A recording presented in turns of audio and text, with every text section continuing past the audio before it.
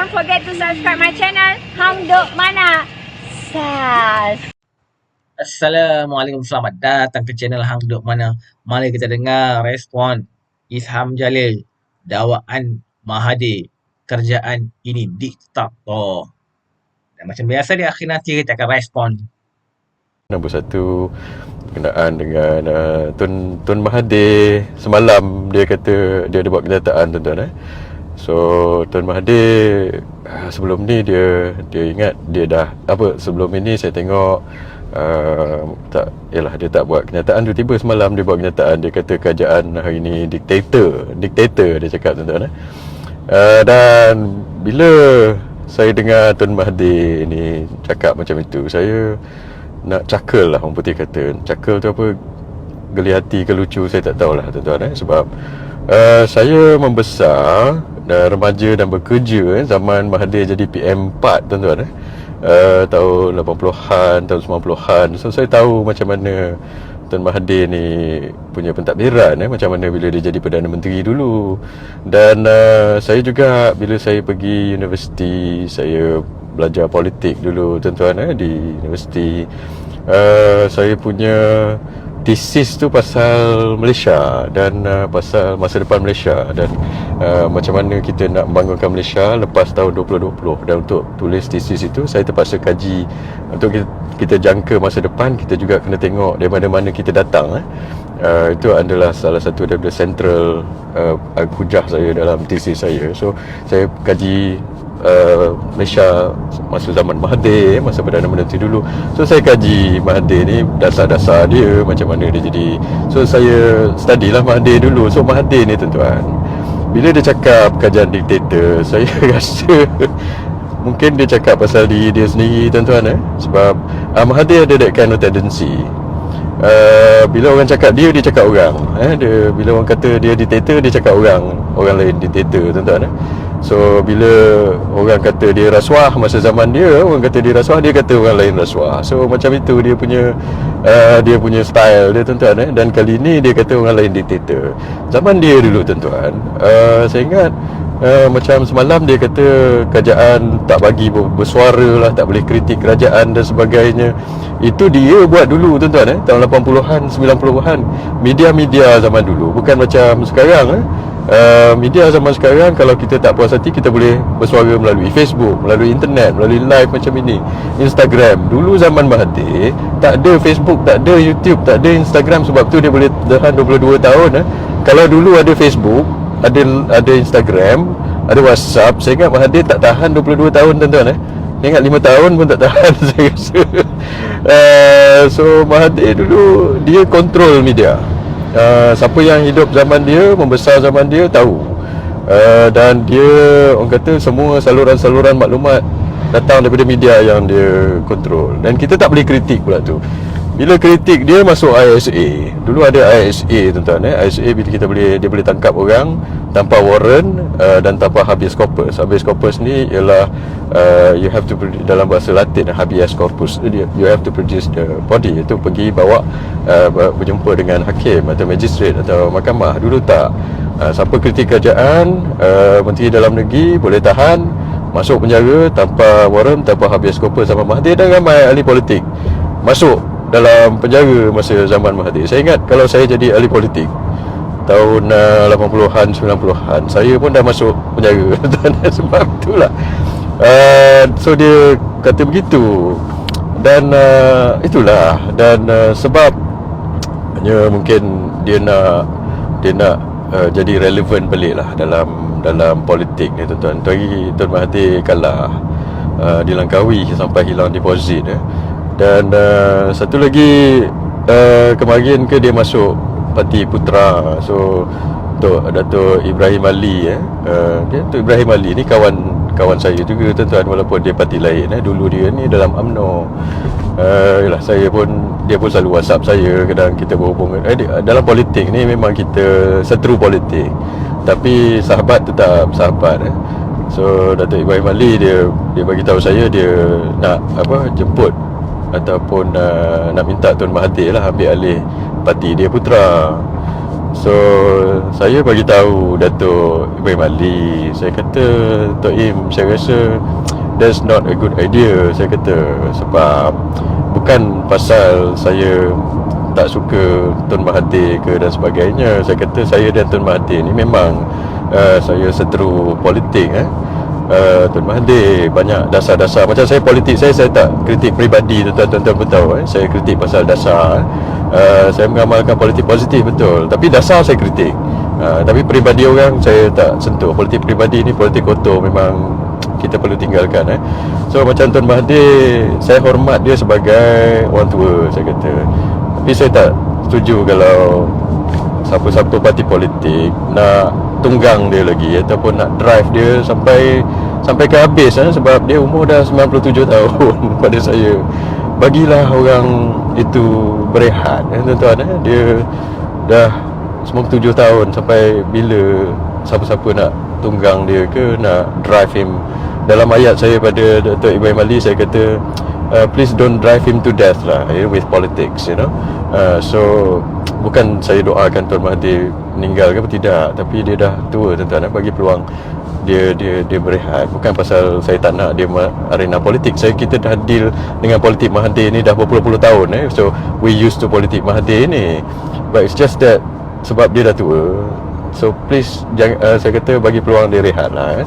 Sebab dulu orang hormat Tun Mahathir ni, tapi bila dia become negative and dia bawa isu-isu dia suka menjatuhkan orang, so lama-lama orang tak respect dia, so orang hilang hormat pada Dr. Mahathir ni, sampai dia kalah di Langkawi, tempat dia sendiri, sampai hilang deposit, tuan-tuan.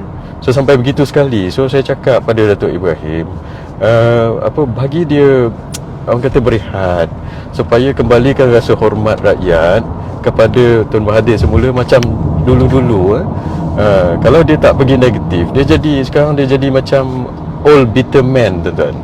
So orang tak hormat, old bitter person, orang tua yang bitter, orang tak hormat. So saya nak orang rakyat hormat balik Tun Mahathir. So sebab itu jangan drive dia macam itulah. Itu pandangan saya lah. So pandangan politik tu aside lah, sebab macam saya, ibu bapa saya mengajar saya supaya hormat orang tua, tuan-tuan. Dan jangan mencarut, jangan maki orang, hormat orang tua. So saya hormat orang tua, politik. So sebab itu nasihat saya pada ni, and then saya cakap ni personally pada Datuk Ibrahim, dia pun tahu. So tapi yalah, mungkin mereka ada agenda masing-masing, saya tak tahulah, tuan-tuan. Dan saya memang tak setuju dengan dasar Mahathir. Mahathir contohnya dia nak buat balik proklamasi Melayu. Saya sekarang ni, itu adalah naratif lama, tuan-tuan. Naratif untuk orang kata naratif kauman lah, naratif untuk kata orang Melayu ni tertindas, dan lepas itu salahnya orang lain, kaum lain dan sebagainya. Ini kalau tuan-tuan baca buku Malay Dilemma Mahathir, mungkin tuan-tuan akan terpengaruh lah dengan itu. Saya kecil-kecil, saya ingat umur saya dalam tak sampai 10 tahun saya baca dah Malay Dilemma.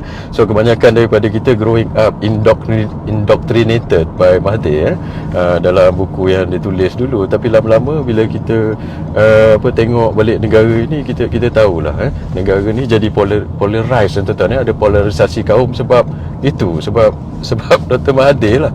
Dia cuba macam itu. Nombor satu, kalau kita nak bantu orang Melayu, bukan dengan cara itu, tuan-tuan.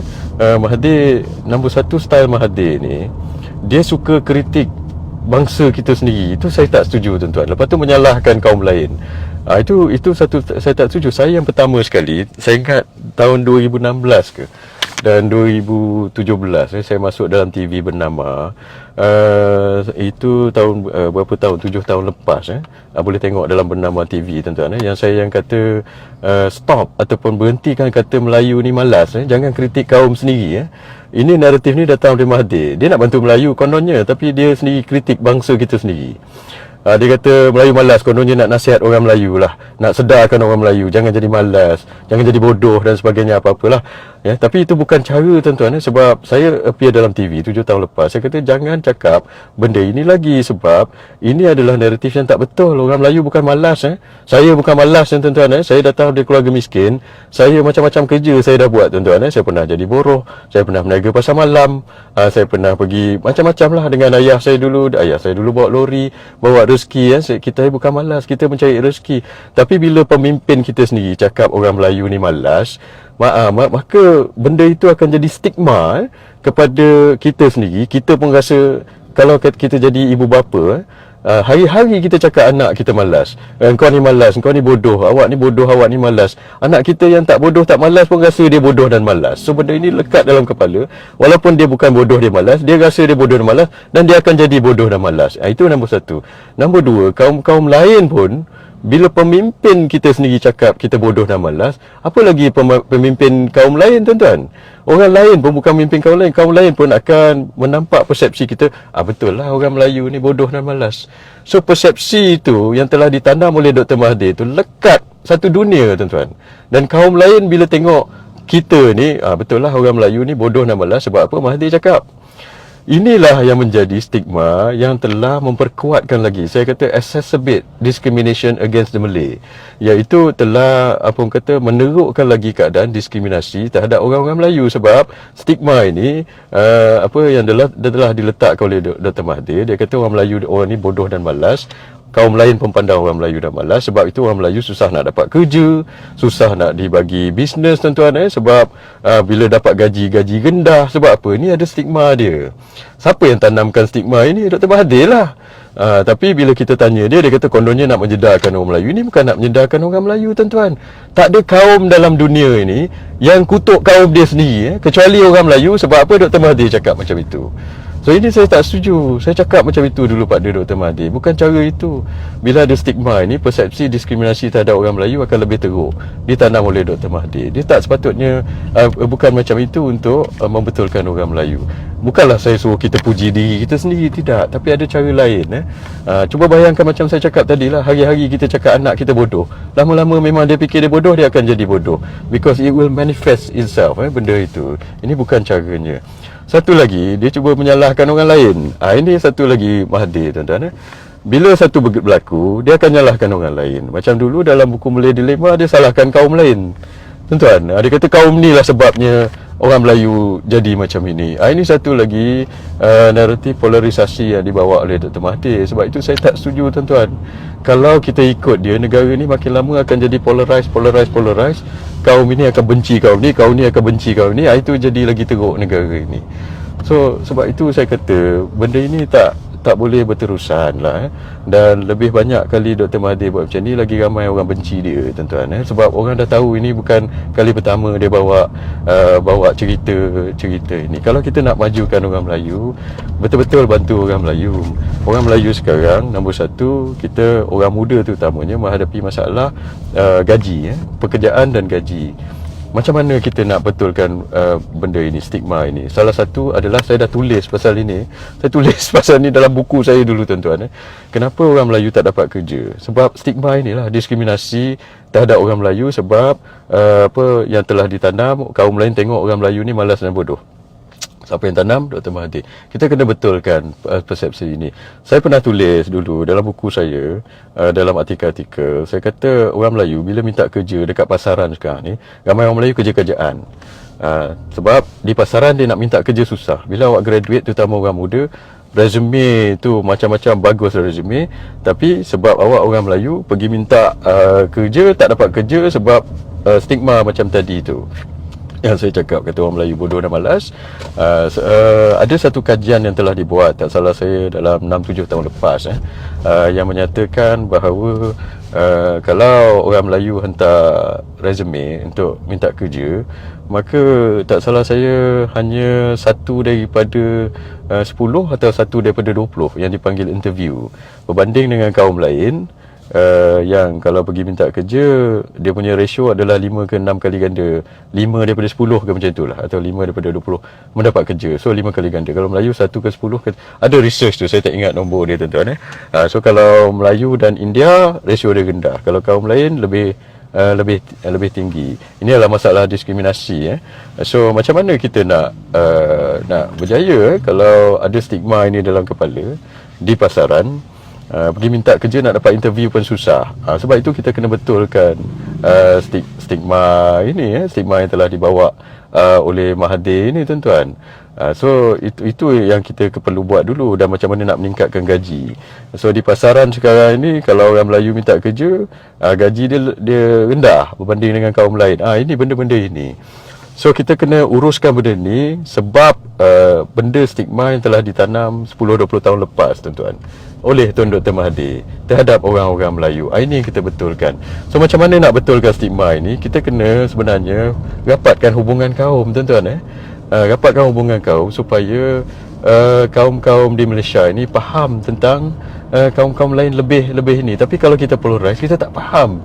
Kita akan sentiasa ada animosity ataupun anggapan yang buruk terhadap kaum lain. Kaum ini macam ini, kaum ini macam itu, kaum macam tu, sebab polarization. Ini yang nak dibuat semula oleh Tun Dr. Mahathir. Kita tak boleh macam itu. Untuk kita membuangkan diskriminasi ini, nombor satu, kita kena peningkatkan kefahaman terhadap etnik di Malaysia ini. Jangan bawa naratif lama lagi. Sebab itu saya nak tegur sikitlah Dr. Mahathir. Jangan buat begitu. So nanti saya akan cerita lagi banyak pasal benda ini tuan-tuan. Dulu saya dah cerita pasal hubungan kaum ini dalam buku saya, dan saya pernah tulis, saya pernah sebut pasal benda ini, pasal Mahathir tuan-tuan. So banyak perkara yang kita perlu buat lah. Dan kalau nak bantu orang Melayu, janganlah pergi buat jana wibawa. Macam Muhyiddin pula, dia buat jana wibawa, kononnya nak tolong kontraktor Melayu, tapi yang dapatnya bukan kontraktor Melayu. Saya tengok nama itu bukan nama kontraktor Melayu tu, itu kontraktor bukan Melayu. So jana wibawa untuk bantu Bumi Putera, apa itu bukan Bumi Putera. Muhyiddin, Tan Sri Muhyiddin, itu nama, saya tak rasa itu nama orang Melayu. Tuan-tuan pun tahulah, saya tak nak sebut siapa nama. So ini menggunakan, ini yang kita tak nak, menggunakan dasar-dasar Bumi Putera untuk mengayakan diri sendiri, kroni-kroni, dan pada masa yang sama dia award kepada kontraktor-kontraktor bukan Melayu ini. Ini satu lagi, hanya menggunakan dasar-dasar itu. Ini saya tak setuju perkara. Okey, komen saya lah. Kita nampak 2-3 hari ni Mahathir tak habis-habis keluarkan kenyataan. Tapi itulah, kita nampak Mahathir pun macam Isam jadi cakap, ada orang cuba mempergunakan dia. Sepatutnya Mahathir ni duduk diam-diam belakang rumah tu, orang masih menghormati dia. Tak perlu nak melawan lagi, umur dia dah 98 tahun. Sepatutnya dia dah cukup-cukup lah. Tak payahlah nak melawan dengan kerajaan ni lagi. Sekarang ni kita nampak dia orang ni semua, dia nak masuk PM balik apa semua. So nampaknya dia orang nak berusaha untuk tumbangkan kerajaan Perpaduan. So kita kena terus support kerajaan Perpaduan dan memberi sokongan kepada Anwar Ibrahim.